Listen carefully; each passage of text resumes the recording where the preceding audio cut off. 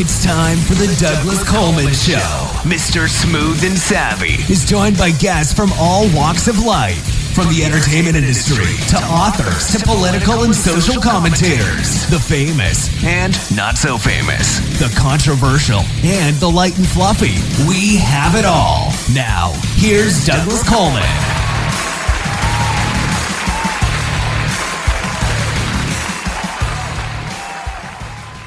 Okay, please welcome to the Douglas Coleman Show, Dr. Stephen Furlich. Hello, Doctor. How are you? Good. Thanks for having me on.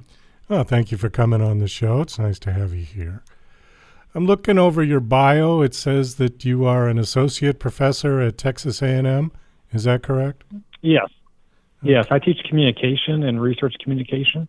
Oh, all right. What does the A&M stand for? Agricultural and mechanical. So it's very strong engineering, and then also agriculture as well. Okay, I never knew what that stood for. You know, I've heard the name of the university. It's been around a long time, I think, yeah. And yes. You know, I just never knew what the A&M stood for. Well, thank you for that. I learned something today. So you've got a new book out called Nonverbal Epiphany. You've also got a book out called Sex Talk. When did that one come out? That was 2021, and basically that book overviews the social behavioral differences between men and women and the biological explanations as to why, such as brain structural differences and sex hormone differences. Oh, okay. Are the books related in any way? Not too much. There's just a slight overlap of topics in terms of gender differences, but other than that, the first book was communication differences between men and women, and then the second one is primarily just focused on nonverbal communication, understanding other people, and sending your messages more effectively as well. Okay. So the new book, Nonverbal Epiphany, is dealing specifically with nonverbal communication that is subconscious. Would that be correct? Yes, a combination of both. So some that's intentionally, some that's unintentionally, and the biggest thing is a lot of it is just what we're not even aware of. It's a whole world out there that people aren't even aware that those messages are being sent and understood between people. I think poker players have a real good sense of that, if they're good poker players. Yes, and that's a good point. I have a chapter on deception, and I write about a study that was done about poker players themselves. So when you watch a poker tournament on TV, what do you usually see? You see them wearing a hat and sunglasses, and they're trying to cover, their facial expressions, not to give out some nonverbal indicator about their hand. But what research is showing as the most precise and effective way to understand the hand of another poker player is the extremities. So such as their hands. How do they move their chips towards the middle of the table? How confident and how smooth do they move them versus something that's a bit more shaky, and that's a better tell of their hand as opposed to trying to look at their face. Oh, that's interesting. How did you get interested? And that's one of the principles as well, is that the more extremities, people don't monitor those nearly as much as their face. So if you're having a conversation with someone and you're facing them, but then you glance down, you see that one of their feet points towards the door, that means they're not really enjoying the conversation and they want to leave. Maybe they're being deceptive or they don't like the conversation or whatever else, but it's telling you that they're not as engaged as what they want you to believe. If their feet are pointing towards the door? Is that what you said? Yes. Yes. Okay, that's interesting. How did you get interested in this particular topic? That's a good question. So early on as a child, I was always interested in nonverbal communication and read books on it. And research has shown over decades that females from an early age are superior with nonverbal communication. Girls, they tend to look at other people's faces much more so early on as babies. Boys, we tend to track objects. So I didn't have as accurate understanding of social interactions as what I would have liked to. So I had interest in nonverbal communication. So then I took undergraduate class in nonverbal and then a graduate one also in nonverbal as a student. And then I have taught nonverbal communication for over the last 10 years. And I couldn't find a book that met my needs. So there's a lot of books out there on nonverbal communication and popular culture, but they're not that research-based. So how credible are they with their findings and conclusions? And there's a lot of textbooks out there in academia that's heavily research-based, but they're not that applied. So that's what I tried to accomplish in my book, was have it based upon research, but then have it where people could use it in their everyday lives. And I have an activity at the end of each chapter that people could actually apply what they just read. Well, aside from being an FBI, seeing if somebody is lying or not, what application is this for the average person? I mean, what benefit would they gain by being able to read nonverbal communication from someone else? That's a good question. So I can't think of it off the top of my head, but there's a large percentage. I want to think it's like 60 to 70% of all conversations have some level of deception in it. So in our everyday conversations, getting a better understanding of someone's true intentions helps you better understand what their messages are, and also what their intentions are as well, and then also having a better understanding of ourselves. So one of the things that I want to stress throughout the book is to understand from the other person's perspective much more so than just from the way that we see the world. Okay. The word I was looking for was interrogator for the FBI. Oh, okay. That was the word I missed in the sentence. But okay. Well, can you give us a little, maybe a couple of examples of common ones that people have that they might not even realize that they're doing? One of the things I would like to do is talk about this topic that you brought up in terms of interrogation, deception, things like that. And just like I already talked about, there's probably the majority or a large percentage of conversations we have with just everyday people, family, friends, this, that, and the other. There's a little bit of deception out there. So I have a whole chapter on deception, and professionals who are trained to detect it, such as interrogators, military, FBI, they're only about 60% accurate. So something that's rather popular and profound in our everyday life, we just don't understand that well, and there's a number of reasons. So what I try to stress is that people understand it as a puzzle, that you're putting individual pieces of the puzzle together and then come up with a conclusion rather than emphasizing only one behavior. So here's a few different pieces for deception. If the person looks to the left, that often indicates that they're being more truthful. It activates the right side of the brain. Whereas if they look to the right, then that often indicates that they're being deceptive and they're trying to fabricate something, because that activates the left side of the brain. One thing that people are usually misguided with in terms of deception is that it's out there in popular culture that we usually look for eye contact.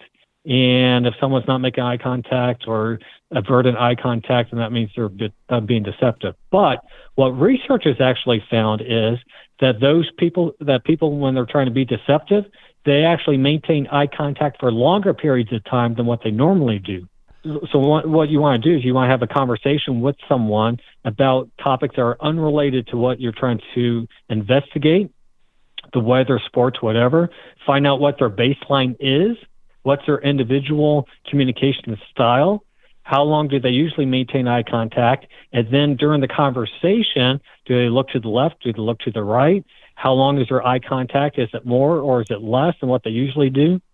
And then also one of the main researchers in our field, Burgoon, what she has found is that it's so daunting and it takes so much mental effort to be deceptive, what you said and what you're about to say, that when someone's being deceptive, they actually use fewer nonverbal behaviors and they use the same ones over and over. And they're also less spontaneity as well. Okay. You had mentioned that sometimes people, when they're trying to be deceptive, will actually hold eye contact for longer. Is that sort of like an overcompensation? Yes. Yeah. Yes, you're exactly right. And that's, I write that in the book about the research that people overcompensate for what they think people are looking for, because that's what we see on TV and movies and everything else, that you're looking for someone not making eye contact, so they overdo it. I see on here it says some areas covered are gestures, facial expressions, vocal changes, colors, and measurement proportions, to mention a few areas. What colors? Tell me about that one. Okay, so in terms of colors, how that influences our understanding, our biology, and other things like that. So, for example, warmer colors, they tend to excite us much more so. So the bright colors, the red, the yellow, and what that does, it makes more arousal for us. So what's been found is if you use a multimedia presentation such as a PowerPoint, and you use more warm colors, the reds and the yellows, the audience actually has increased comprehension of your presentation because it's more stimulating. Whereas with the cool colors, like the dark blue, the dark green colors, those calm us down, and the audience is less likely to remember those types of information.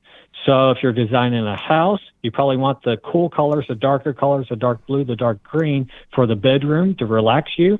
And then you usually want the brighter colors, the red, the yellows that excite us much more so, maybe for the kitchen or some sort of entertainment room. One of the things that you could look around and find is that the color blue is often in a lot of logos for large corporations.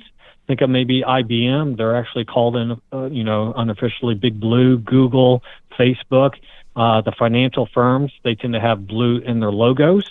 And that's usually, the color is usually associated with trust. That the ocean, the sky are both blue. That's trusted, that's been around forever. It's always going to be around. And then they want to tag along on that association as well. Another thing that's been found is that men, when they wear the color red, women find them much more attractive with a red shirt than maybe a white shirt. And waitresses, if they wear a red shirt, they tend to get higher tips. And if they wear red lipstick, and then salespeople as well, if they wear the color of red, they tend to be more persuasive as well. And women tend to have better color vision than what men do, because color vision is on the X chromosome, and they also have more P cells in the retina. What's a P cell? It's in the retina, and it's for color and also for details. It helps you see more details. So you can sort of think of it, if I use a metaphor, that us men sort of see the movie in black and white, and women sort of see it in color. So I have an image in the book, and I have a color spectrum of all these different shades. And on one side is a male, other side is a female, and it shows how many more different shades women can see than what men can see. We've got just a couple of minutes left, and I want to hit one of the other talking points on here. It says, which nonverbal behaviors cross cultural lines and are universal? Okay. The top one that pops to my mind is the eyebrow flash. So when you meet someone when you meet someone and you come in their presence, at the beginning, in less than a second, if they're happy to see you, they raise their eyebrows really quickly, and then they lower them. And that's a friendly universal gesture. Another thing that's interesting is pupil dilation. And what's been found is that when you see a new stimuli, that your pupils often dilate. And then right afterwards, then your pupils stay dilated if it's something that you like, and they contract if it's something that you dislike. So for centuries, a lot of salespeople have known this, such as jewelry salespeople. And if you're looking at 3 different pieces of jewelry and your pupils dilate on the second piece, then you can see how they would want to try and jack up the price on that as well. Something else is emotional contagion. So everyone experiences the universal 5 to 7 emotions. It's just how we display those alter slightly from culture to culture. So we all experience these emotions. It's just we display them a bit different from culture to culture. But yet there's emotional contagion that you can spread your emotion to another person's emotion through your nonverbal behaviors. I could go over a few more if you want. Okay. Give us one more. Give us one more. Okay. The smile. So there's a difference between a genuine smile and a fake smile. The genuine smile, it takes longer to create, and there's more symmetry on both sides of the face, and the cheeks are raised higher. And one of the biggest indicators is the crow's feet. So you have that wrinkling on the sides of the eyes, and you usually just have the top teeth showing. So that's a genuine smile, and only 10% of the people can fake a genuine smile when they're not genuinely happy. I mean, some people have an obvious fake smile. Do people actually have to practice that, or are they just gifted with with that ability? To be able to fake it well, yes, you have to practice it, and that 10% is aligned with the number of the percentage of people who have personality disorders as well. So there's probably something in line with that. They're not necessarily in touch with reality, and it helps them fake it much better. That would be my guess. Oh, well, maybe that's why actors are so good with that.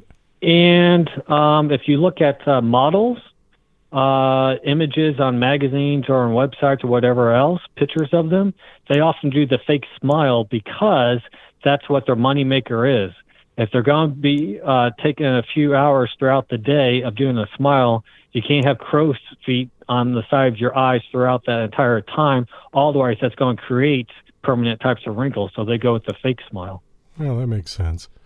Okay. Well, Dr. Furlich, thank you so much for coming on this show. The book is called Nonverbal Epiphany. Is the book out now? Yes, it's available on Amazon. If you go to the books category and then just type in my last name, Furlich, Furlich, it pops right up. Okay. Last question. Do you have a website you want to give out? I do. It's drstephenfurlich.com.